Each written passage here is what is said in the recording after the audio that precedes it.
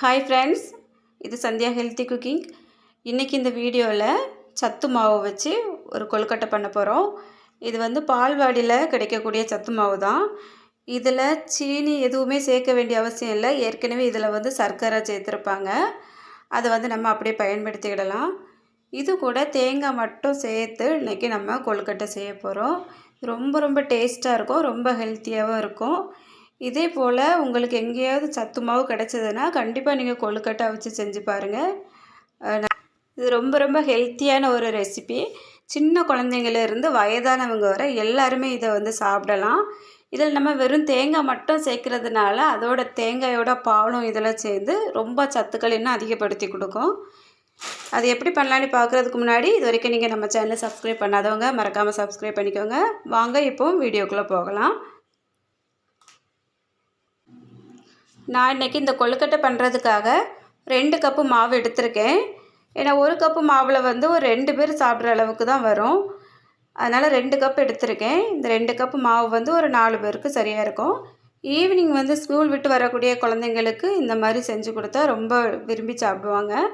இப்போ இது கூட ஒரு முடி தேங்காய் எடுத்திருக்கேன். இந்த தேங்காய் வந்து அப்போ உடைச்சதாக இருக்கணும். அப்போ ரொம்ப டேஸ்ட்டாக இருக்கும். ஏன்னா அப்போ தான் இதில் வந்து பால் அதிகமாக இருக்கும்.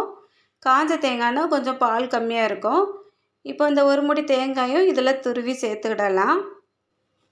உங்களுக்கு தேங்காய் ரொம்ப சேர்க்க பிடிக்காது அப்படின்னா நீங்கள் வந்து குறைவாக சேர்த்துக்கிடுங்க. ஆனால் அந்த மாதிரி தேங்காய் நிறைய சேர்க்கும்போது இன்னும் ரொம்ப டேஸ்ட்டாக இருக்கும். இப்போ இந்த ஒரு முடி தேங்காயும் நான் இதில் துருவி சேர்த்துட்டேன்.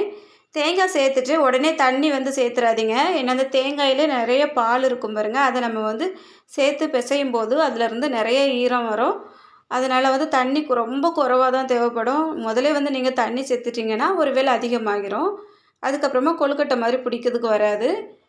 இப்போ இந்த தேங்காயும் இந்த மாவையும் சேர்த்து நல்லா அழுத்தி மிக்ஸ் பண்ணிக்கிடுங்க. அதுக்கப்புறமா நமக்கு தேவையான தண்ணியை மட்டும் சேர்த்துக்கிடலாம்.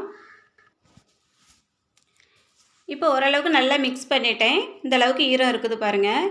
இப்போ இது கூட ஒரு கை தண்ணி சேர்த்துருக்கேன். முதல்ல சேர்த்து இதை விரசி பார்ப்போம் இது எப்படி இருக்குதுன்னு. காணாட்டு இன்னும் கொஞ்சம் சேர்த்துடலாம். இப்போ இன்னொரு கை அளவுக்கு தண்ணி சேர்த்துருக்கேன். இது அவ்வளோந்தான். இந்த 2 கை தண்ணி தான் நான் இதில் சேர்த்துருக்கவே செய்யேன். இப்போ வந்து நல்லா சரியான பக்குவமாக வந்துட்டு நம்ம வந்து கைகளால் எடுத்து இப்படி பிடிச்சி பார்த்தோன்னா நமக்கு அப்படி அமுக்கி பிடிக்கிறதுக்கு வரணும் கொழுக்கட்டை சேப்புக்கு. அப்போ சரியாக பக்குவம் இருக்குன்னு அர்த்தம். இப்போ இந்த மாதிரி ஒவ்வொரு கொழுக்கட்டையாக நம்ம பிடிச்சி எடுத்து வச்சுருவோம். தேங்காய் நிறைய சேர்த்துருக்கோம் பாருங்கள். அதனால அந்த தேங்காய் அதில் பார்க்குறதுக்கே அவ்வளோ அழகாக தெரியுது பாருங்கள். இந்த மாதிரி இப்போ எல்லா மாவையும் நம்ம ஒன்று போல் பிடிச்சி எடுத்து வச்சிடலாம். எடுத்து வச்சுட்டு அதுக்கப்புறமா நம்ம இன்றைக்கி இட்லி பாத்திரத்தில் தான் வேக வைக்க போகிறோம். இப்போ எல்லா கொழுக்கட்டையும் வந்து நான் பிடிச்சி வச்சுட்டேன். இனி வந்து ஸ்டவ்வை ஆன் பண்ணி அதில் இட்லி பாத்திரத்தில் தண்ணி ஊற்றி வச்சுருக்கேன். இந்த தண்ணி வந்து கொதிக்கட்டும். கொதித்ததும் நம்ம வந்து இட்லி பாத்திரத்தில் இந்த கொழுக்கட்டை ஒவ்வொன்றா எடுத்து வச்சிடலாம்.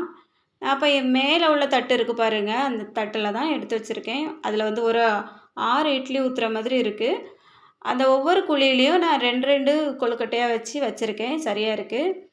எடுத்திருந்த 2 கப்பு மாவுக்கு 12 கொழுக்கட்டை தான் வந்துருந்து. உங்களுக்கு எந்த அளவுக்கு தேவை இருக்குமோ அந்தளவுக்கு நீங்கள் கணக்கு பண்ணி வச்சுக்கிடுங்க. இப்போ இது வந்து ஒரு 3 நிமிஷத்துலேருந்து 5 நிமிஷத்துக்குள்ளே நல்லா வெந்துடும். இப்போ சூப்பராக ரெடி ஆகிட்டு எடுத்து பாத்திரத்துக்கு மாற்றிட வேண்டியதுதான். ரொம்ப ரொம்ப டேஸ்ட்டான ஹெல்த்தியான கொழுக்கட்டை ரெடி ஆகிட்டு, அதுவும் சத்து மாவில் செஞ்சது. இதே போல் நீங்களும் ட்ரை பண்ணி பாருங்கள். இந்த வீடியோ பிடிச்சிருந்தா மறக்காமல் ஒரு லைக் பண்ணிடுங்க. அப்படியே நம்ம சேனலை சப்ஸ்கிரைப் பண்ணிவிட்டு பக்கத்தில் இருக்க பெல் பட்டனையும் ஆன் பண்ணிடுங்க. அப்போ நான் அடுத்தடுத்து அப்லோட் பண்ணக்கூடிய வீடியோஸ் எல்லாமே உடனுக்குடன் உங்களுக்கு நோட்டிஃபிகேஷனில் வரும். மிஸ் பண்ணாமல் நீங்கள் எல்லா வீடியோஸையும் பார்க்கலாம். இது வரைக்கும் அந்த வீடியோ பொறுமையாக பார்த்த எல்லாருக்கும் ரொம்ப ரொம்ப நன்றி. வணக்கம்.